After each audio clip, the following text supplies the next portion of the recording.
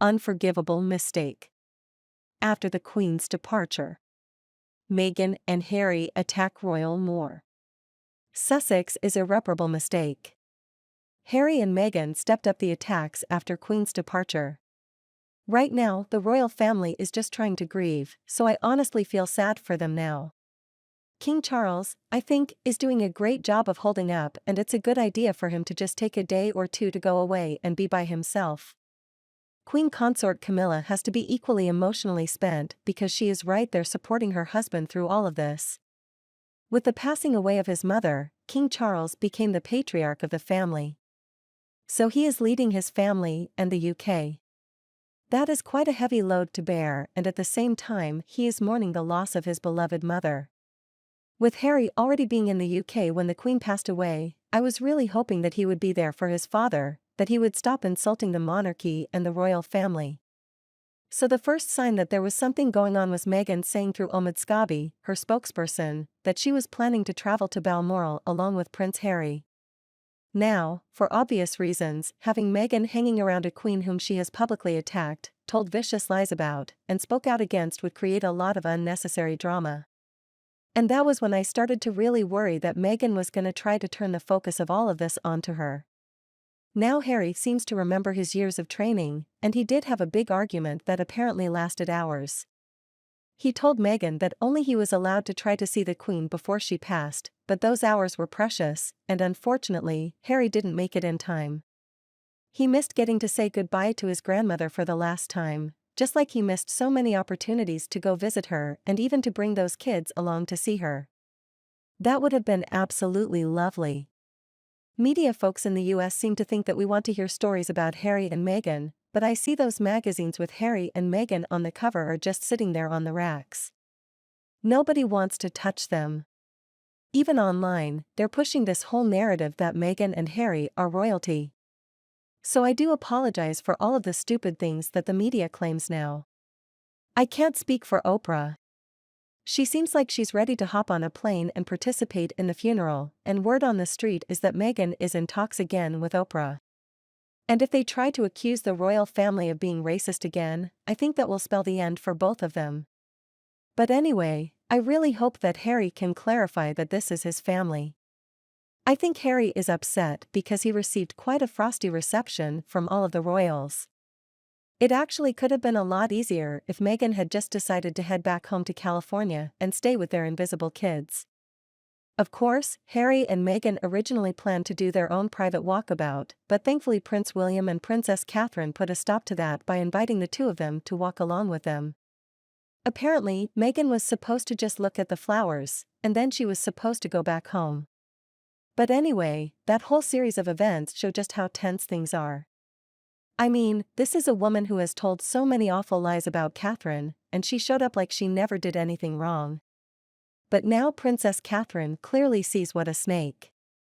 And the Graf Meghan is, I think she showed so much grace and dignity when she just tried to ignore the awful woman. And just imagine how differently things could have gone if Prince William didn't have to contain his brother. If Harry had just told Meghan that she needed to go home and stay with her own sick father, and then she could leave him to apologize to the family and maybe they could just go with the flow. What if Prince Harry didn't whine about not getting to wear a uniform, especially when by law he is not allowed to do so? That would be a really nice change indeed. This is all about Queen Elizabeth, and Harry talked bad about her, criticized her for her parenting style. Harry tried to act like they serve just as much as the Queen does, when in fact they only serve themselves. This is all about the Queen, but sadly the media is not allowing that. Instead, we keep seeing all these leaks about titles for Harry's kids, about the two of them wanting to work part-time, wanting some money from the family, needing to look close to the family for Netflix and Spotify. And even more stories are going on. Meghan is not actually upset that the Queen passed away, and I do not understand why she just doesn't go back to California. It's been weeks since Meghan has seen Archie and Lily, but if they're real? So a vigil has been set up for the grandkids, and Harry can wear his uniform to that. I don't see any other grandchildren other than the heir apparent, Prince William, making these big statements. Harry is trying to make this all about him, and it's absolutely disrespectful. As usual, Meghan is up to no good. She's applying her bronzer with a spatula. Maybe I'm a cynic, maybe I'm incredibly pessimistic. But honestly, I didn't expect any less than what those two were doing. And actually, now that the Queen is gone, I was afraid they might ramp up the attacks. They are clearly dead inside. They can't show any kind of decency whatsoever. I wish the two of them would just hide somewhere and never be heard from or seen again. I just don't think I can ever get over Harry marrying such an awful person and dragging her into such a lovely family. I don't care how depressed he is or how much he may regret what he's done. He is the one who has made some really bad decisions. He is really past redemption. This is all Harry's fault for marrying that devil. It's so unfair that the royal family has to face the consequences of Harry.